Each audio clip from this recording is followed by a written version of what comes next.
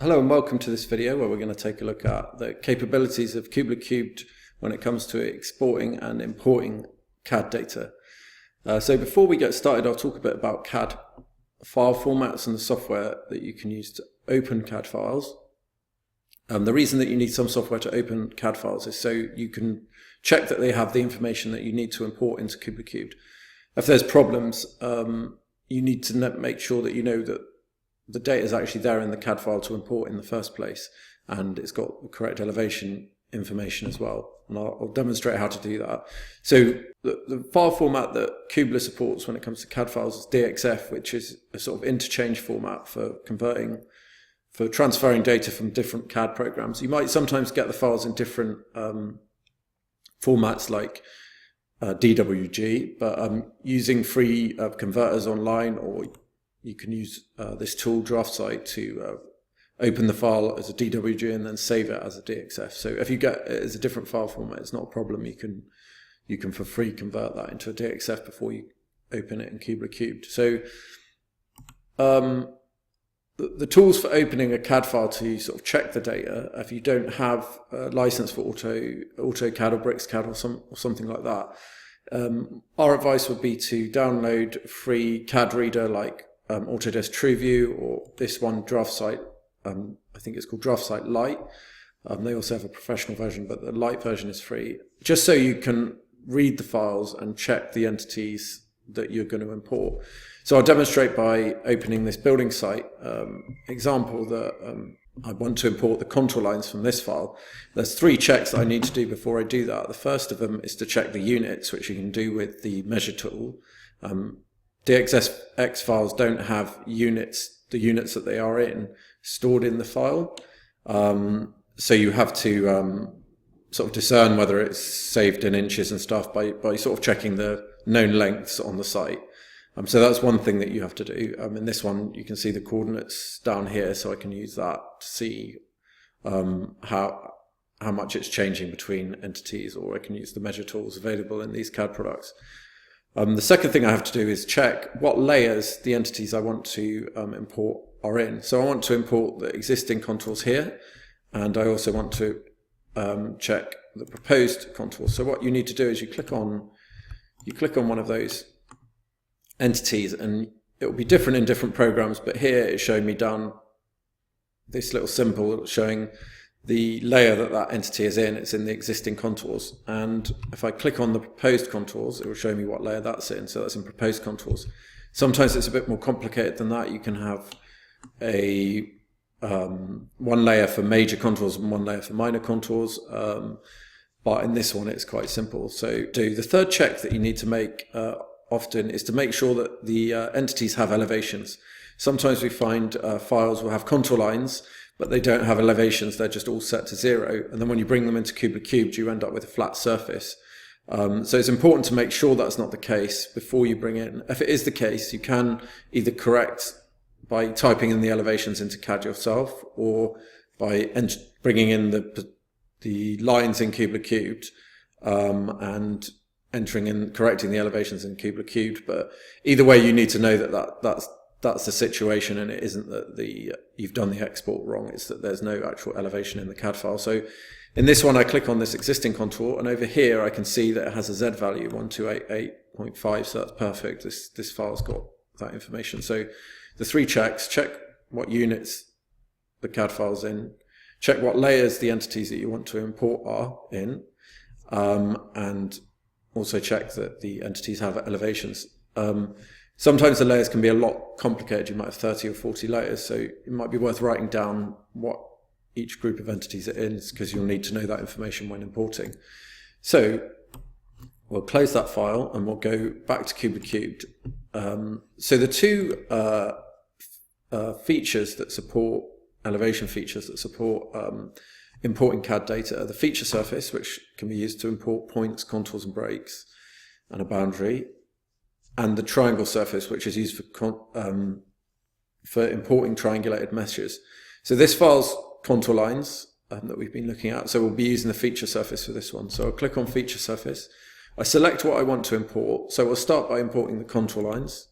So these are for each of the elevation sort of lists, the break lines, the points, outlines. This one we're just using contour lines, so we won't need the points and breaks. So if we were tracing this off a PDF file, we'd use the add contour lines manually, but we're adding them from file, so you use this other option, which is add contour lines from file. I click on that, select the DXF file, click OK. So this is an important part where we select the units. I know that this file is in meters because I checked earlier, so that's correct. And now we need to select the layer that the contour lines that we want to import for this feature surface are on. So sometimes you end up in a situation like this where all of these layers are selected and you need to unselect them all and just select the one you need. Now a quick way of doing that, I mean this isn't too bad with 1, 2, 3, 4, 5, 6 layers, but you might find a file with sort of 40 layers and it's quite laborious to unticking them all. So what you can do is if you select the top one, hold down Shift and select the bottom one, you can unselect them all at once and then just single click on another one to clear that selection. And then just select the one you need. In this case, the layer that we want is the existing contours. You click OK. And every feature surface needs a boundary. So we could either draw one manually. You could sort of mix CAD data with manual entered data if you need to. Or we could import it for CAD if we have it in the CAD file, which isn't always the case. You sometimes have to define your own boundaries from imported CAD data. But in this case, it's in the file, so I'll just go through that process. Just to go through that again, I selected the Outlines tab, click on Add Outlines from File. It's the same process for every sort of entity. Select the file again, and I'll select the site boundary, and click OK, and then we're ready to triangulate that feature surface. So there, the existing's done a lot faster than tracing from a PDF. So it's worth persevering if you can to ask for that those CAD files because it can save a lot of time. So we'll click on the proposed.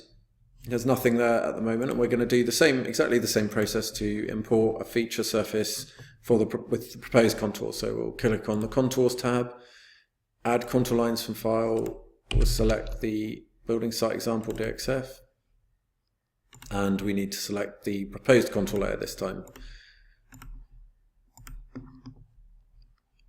And we can add a site outline in the same way. You can click Add Outlines for File, building site example, and site boundary.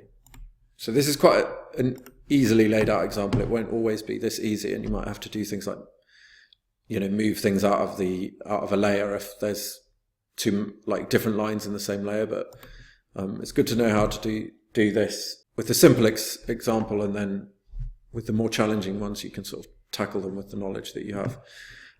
So I think I've made a slight mistake there that I imported the site plan boundary for the proposed feature surface rather than there was a separate boundary that was supposed to define the extents of the proposed feature surface. So I'll just correct that. I'll go Edit, delete that boundary, and add in again. I have the site boundary, I actually need the proposed outline, yeah. I mean, sometimes the layer names can have very confusing names. There's sometimes codes that are used, so this sort of demonstrates why it's useful to write down exactly which entities are on which layers, so you can kind of have that knowledge when it comes to this stage. So that will recalculate and should much clearer then. So that's contour lines. I'll do another quick demonstration with a point file. It's the same process, but just to demonstrate so it's clear. So I'll just start a new project, and I'll show the file that we're going to try and import, which is a grid of points. So it's in this one. So points can cause a lot of complications because you can find that CAD files that have points in them, they can be stored in a lot of different CAD entities. This one is stored as actual CAD points, which is ideal, and they have elevations. It also has labels, which we can ignore. You can find that CAD files sometimes have points stored as blocks. They can sometimes just be as labels with the text representing their elevation. They can they can be a variety of different things. They can have a point with no elevation and then a label next to it with the text that's got the actual elevation. In all these scenarios, like this one's got a label that if we move, we'll find there's actually a point underneath that's got the elevation. We can see here that that's got the correct elevation, 327.7313. 7313, yeah. So that's perfect. But this is actually quite unusual. It's often a different scenario where you have them in blocks. Now there are some tools to accommodate for that different scenario. I won't go into them in huge detail, but I'll show you where they are in Kubla Cubed. So we'll bring in that grid of CAD points into a feature surface. So it's the points we need this time, not the contour lines. Click, but the same process in terms of adding the CAD data. Add points from file and select building site. No, it's a different file this time. Like customary tour. So the units were in, I believe, they're meters for this one. So it's come through. You can see the points have come through. We don't need that layer, so we selected this layer, existing generated gridded data. So that's fine. Now, if the points were in another entity like a block or two lines crossing, you might be able to still either import their positions, or sometimes their position and their elevation as well, depending on the scenario. Sometimes the program can extract the elevation from the text. If you're in that situation, it's worth experimenting with this list. So if I wanted to try and extract from crosshairs, I'd tick that. If I wanted to try and extract from text, I'd click on that and unselect the other options. And then if there were blocks in the file, they would be listed down here also. So it's worth playing around with those if you're finding that the points aren't importing. If you really get stuck, get in touch with us and we can have a look at the file and assess whether we can extract the data into Kubla Cubed and the best way forward. So this one hasn't got an outline in the file, so I'm going to create an automatic one. So just click there and then create an automatic one. It takes a bit of a while to process, and then should be ready to triangulate. So that's fine for this demonstration. Then we click OK. Should triangulate and should see the 3D surface in the program. So there's one more scenario that we can quickly look at before moving on, and that is importing a triangulated surface. CAD files can contain polyface meshes. They're already triangulations, maybe produced by another program. If we've got those in a file, we won't use the feature surface because it doesn't support triangles. We'd use the triangle surface, which is designed to take that kind of data. So just have a quick look at this surface that we've imported from the points. That all looks fine. And then we'll start a new project and move on that other scenario, which is in some workflows it's quite popular. Say like we often see examples in mining where there's already a mesh, but it's fairly obscure, I suppose, but we'll just go through it quickly anyway. So we've got a stockpile here that is already a mesh, so perhaps generated in another program. So you can see it in here. We'll do the same thing. We'll work out what layer it's on. So there's actually various different clusters here of triangles. So there's Polyface Mesh and it's in layer new name. So that's all I really need to know. So when you're adding a triangle surface with the intention of using CAD data, when you select the layer, it will take all the Polyface meshes in that layer and merge them together as one. So we'll select that, and it's the new name that thing was on. I think the units was meters in this case, so click OK, and there we go. It's as simple as that. So it's very quick to bring in triangulated surfaces, but it would be kind of unusual to get that kind of data. You're usually working with contours or points in a CAD file.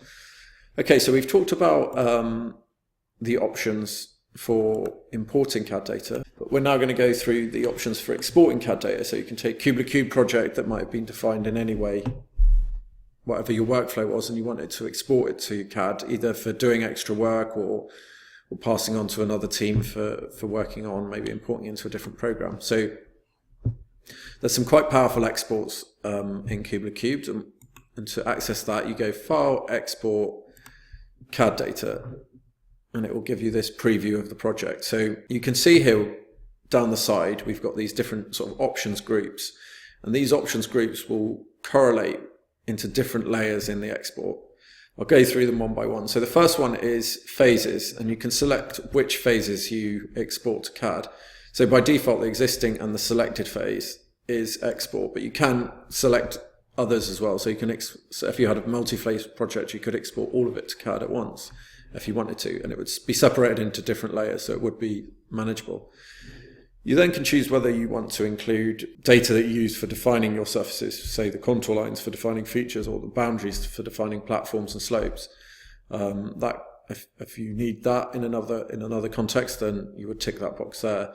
I'll tick that one. Here you can decide whether or not to include the triangulation. So if I turn it off, you can see the triangulation disappears. And you can choose whether or not to shade the surface. One thing to note about this is if you're using blended shading, it won't actually export blended shading. The DXF format doesn't support it, so I have to switch the shading scheme to discrete in order to export shaded surfaces. You can also include, in some scenarios, you don't want this ground in the tin. You just want the area of disturbance, so you would click that disturbance area if you wanted that export disturbance area only, which would export tins without the areas that aren't included in the cut and fill.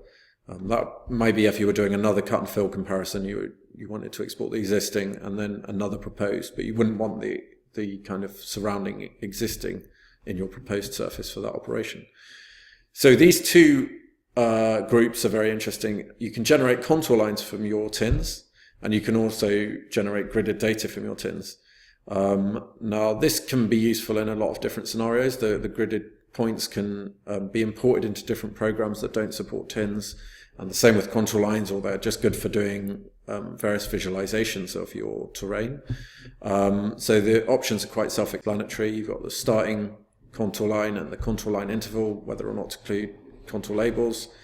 You generate gridded data, you've got the labels, and you have an origin point and a grid interval. You can play around with this. This is what the preview is very good for, because you can, as you change it, it will update the preview and you can see the sort of density of the grid that you're exporting. So finally, like the earthworks lines, so they're the kind of, this yellow line here that's around the outline, you can include, if I turn off the shading, I can see that I'm exporting you can see the cut and fill lines that you can also export. That can be useful in machine control situations. And the incline lines are the sort of dashes that are used to mark a side slope batters in Kubla Cubed. So we've got our options selected here. Then when we're ready to export, we click OK. I'll save that just to the desktop. And I'll just open the file now in our CAD program, and then we can just have a look at how it's laid out. So it correlates quite nicely with that window. Each when it loads, I'll go into the layer manager, and we'll see that for each phase, it always starts with the phase, so it goes existing and phase 1. If there are more, it would be proposed 2 or bulk earthworks or strip or whatever you've done. And for each group of options, it's got a layer with that in brackets. So existing generated contour lines, and then there's phase 1 generated contour lines, existing generated gridded data, existing input data, and so on and so forth. So I'll just hide all of them so we can take a look at each one in turn. So I'll keep the generated contour lines shown. So that's quite a useful export for visualizing the surfaces as contour lines, and you can see the labels are being included there. I'll turn on now the gridded data, which can be very useful. I'd say the main uses of this for doing, you could create a PDF for this and use it for taking to site, especially if you overload it against your site plan. You could see a sort of detailed view of where the cut and fill is and how deep it was on a printed plan. You can see that the cut points are in red and the fill points are in blue. It's also, the gridded data is also useful for importing into other programs like Autodesk Revit that don't have a tin import. High density gridded data would be used in that case. So I know go on to the next one, which is input data. So this is the contour lines that we use to define that feature surface. Also has the boundary line, the outline that we used. You can use it. You could use this to import back into Kubla Cubed if you needed. Then we have the triangulation, and finally we have the earthworks lines. Okay, so you can see clearly the cut and fill lines from the mesh there. So that's a sort of overview of CAD. There's a lot more obviously to it than just those basics, but hopefully that gives you a good overview of the different options that are available. Feel free to ask us any questions in the comments or on our forums or via email. And thanks for watching.